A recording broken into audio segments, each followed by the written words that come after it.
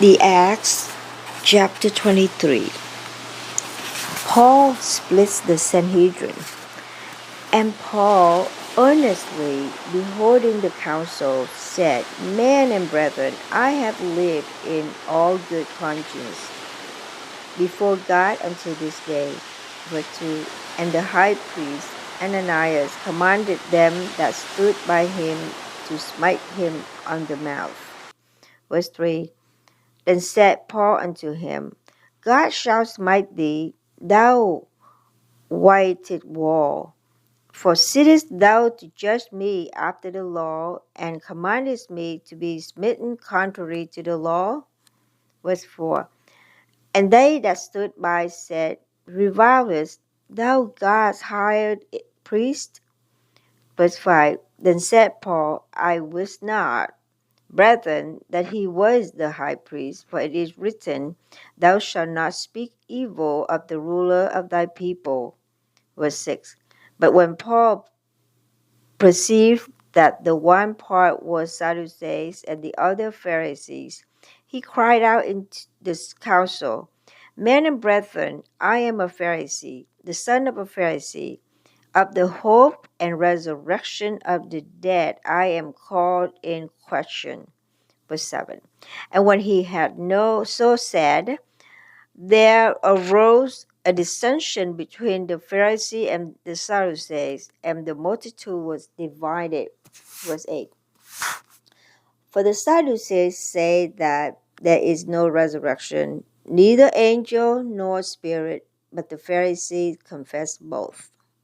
Verse 9. And there arose a great cry, and the scribes that were of the Pharisees' part arose and strove, saying, We find no evil in this man, but if a spirit or an angel has spoken to him, let us not fight against God. Verse 10. And when there arose a great dissension, the chief captain, fearing lest Paul should have been pulled in pieces of them, commanded the soldiers to go down and to take him by force from among them and to bring him into the castle. The Jews plot to kill Paul. Verse 11.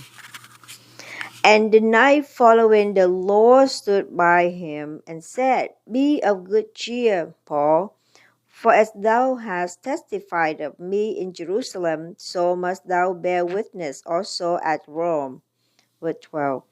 And when it was day, certain of the Jews banded together and bowed themselves under a curse, saying that they would neither eat nor drink till they had killed Paul. Verse 13. And they were more than 40 which had made this conspiracy. Verse 14. And they came to the chief priests and elders and said, We have bowed ourselves under a great curse, that we will eat nothing until we have slain Paul. Verse 15. Now therefore ye with the council signify to the chief captain that he bring him down unto you tomorrow, as though ye would inquire something more perfectly concerning him, and we, or ever he come near, we are ready to kill him. Verse 15 again. Now, therefore, ye with the council signify to the chief captain that he bring him down unto you tomorrow, as though ye would inquire something more perfectly concerning him, and we, or ever he come near, are ready to kill him. Verse 16. And when Paul's sister's son heard of their lying in wait, he went and entered into the castle and told Paul. 17. Then Paul called one of the centurions unto him and said, Bring this young man unto the chief captain, for he hath a certain thing to tell him. Verse 18. So he took him and brought him to the chief captains and said, Paul, the prisoner, called me unto him and prayed me to bring this young man unto thee, who hath something to say unto thee. Verse 19. Then the chief captains took him by the hand and went with him aside privately and asked him, "What is that thou hast to tell me?" 20. And he said, "The Jews have agreed to desire thee that thou wouldest bring down Paul tomorrow into the council, as though they would inquire somewhat of him more perfectly." 21. But do not thou yield unto them, for there lie in wait for him of them more than 40 men, which have bound themselves with an oath, that they will neither eat nor drink till they have killed him. And now are they ready, looking for a promise from thee. 22. So the chief captain then let the young man depart and charged him, "See thou tell no man that thou hast shewed these things to me." A partially true letter. Verse 23. And he called unto him 2 centurions, saying, "Make ready 200 soldiers to go to Caesarea, and horsemen 80, and spearmen 200, and the third hour of the night." 24. And provide them beasts, that they may set Paul on and bring him safe unto Felix the governor. 25. And he wrote a letter after this manner. 26. Claudius Lysias, unto the most excellent governor Felix, sendeth greeting. 27. This man who had taken of the Jews and should have been killed of them, then came I with an army and rescued him, having understood that he was a Roman. 28. And when I would have known the cause wherefore they accused him, I brought him forth into their council.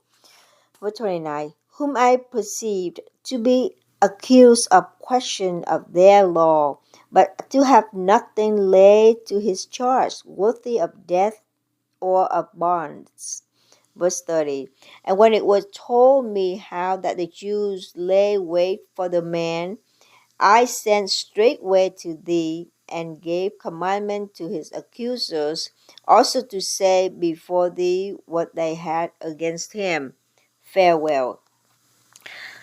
Paul before the Roman governor Felix.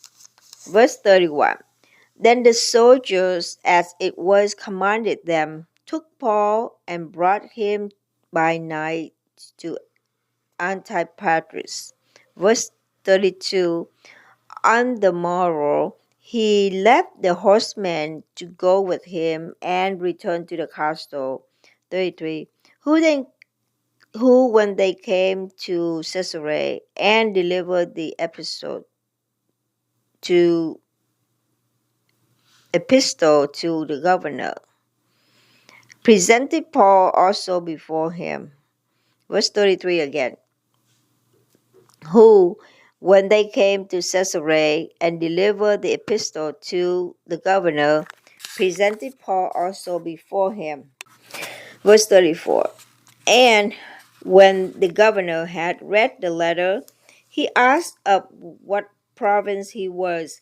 And when he understood that he was of Sicilia, 35. I will hear thee, said he, when thy accusers are also come. And he commanded him to be kept in Herod's judgment hall.